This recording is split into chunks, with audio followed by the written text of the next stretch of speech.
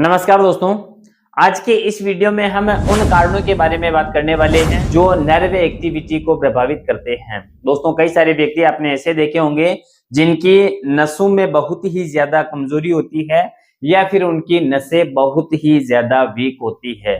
जब भी हमारे पैर में कोई कांटा लगता है या फिर हमारा शरीर का कोई हिस्सा गर्म चीज को स्पर्श करता है तो उसका आभास हमें नर्व एक्टिविटी की वजह से लगता है। कई बार ऐसा होता है कि रोगी व्यक्ति का पैर, हाथ या फिर शरीर का कोई भी हिस्सा सुन्न पड़ जाता है तो उस हिस्से में गर्म चीज के लगने से या फिर चोटी काटने से उसको आभास नहीं होता है, तो उसके पीछे नर्व यानी नसों की अनएक्टिविटी जिम्मेदार होती है। दोस्तों, आज की इस वीडियो में हम नर्व एक्टिविटी को प्रभावित करने वाले मुख्य कारणों के बारे में बात करने वाले हैं।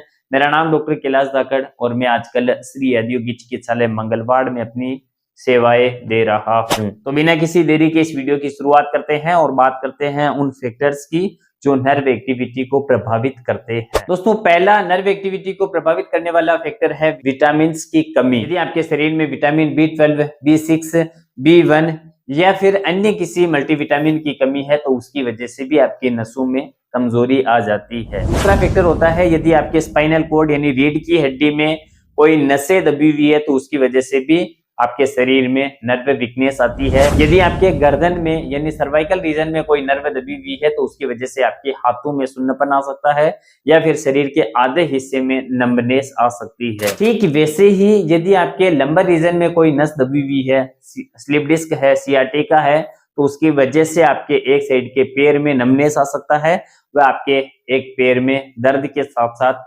सुन्नपन, झंझनाहट महसूस हो सकती है। यानी आपके स्पाइनल कोड यानी रीढ़ की हड्डी में कोई नस दबी हुई है तो उसकी वजह से नर्व वीकनेस आती है। तीसरा मुख्य कारण होता है नर्व वीकनेस का यदि आपके शरीर में शुगर की मात्रा ज्यादा है या फिर आपको शुगर है, डायबिटीज है, तो उसकी वजह से भी आपके नसों में कमजोरी देखने को मिलती है। दोस्तों, चौथा फैक्टर होता है नर्व वीकनेस का यदि आपके शरीर में ब्लड सप्लाई प्रॉपर नहीं हो रही है तो उसकी वजह से भी आपको नसों में कमजोरी आएगी। कि ब्लड के माध्यम से ही हमारे शरीर के प्रत्येक हिस्से में पोषण और ऑक्सीजन की सप्लाई होती है। जब आपके शरीर में ब्लड सप्लाई कम होगी तो उस केस में पोषण यानी न्यूट्रिशन और ऑक्सीजन सप्लाई नहीं हो पाएगा, जिससे आपके शरीर में कमजोरी तो आएगी, उसके साथ ही नसों में कमजोरी भी देखने को मिलेगी। वीकनेस का पांचवा फैक्टर है यदि आपके शरीर में कोई इंफेक्शन है, संक्रमण है या फिर कोई गंभीर बीमारी है तो उसकी वजह से भी आपकी नसों में कमजोरी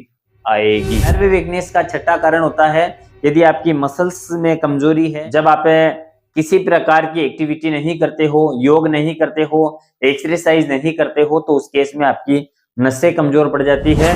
जब आपकी मसल्स कमजोर होगी तो उसकी वजह से आपकी नसें भी कमजोर पड़ेगी। दोस्तों, कई सारे व्यक्ति होते हैं जिनमें नर्व वीकनेस जन्मजात होती है, यानी उनके माता पिता की नसें कमजोर होती है तो उसकी वजह से भी संतान में नर्व वीकनेस देखी जाती है। नर्व वीकनेस का आठवां फैक्टर होता है ऑटो इम्यून डिजीज। यदि आपके शरीर में रोग प्रतिरोधक क्षमता से यानी इम्यूनिटी से रिलेटिव कोई परेशानी है, कोई बीमारी है, तो उसकी वजह से भी आपके नसों में कमजोरी होगी। हमारे शरीर में कई सारी नसें हैं जो मकड़ी के जाले के समान फैली हुई रहती है। जब आप किसी पौधे को जमीन से उखाड़ोगे तो उसमें जिस तरह की जड़ें दिखाई देती है ठीक उसी तरह की नर्व हमारे शरीर में एक दूसरे में उलझी हुई रहती है और ठीक उसी तरह का जाल हमारे शरीर में नसों का होता है। आयुर्वेद कहता है कि हमारे शरीर में करीब 72,000 नाड़ियां मौजूद होती है। वही मॉडर्न मेडिकल साइंस कहती है कि हमारे शरीर में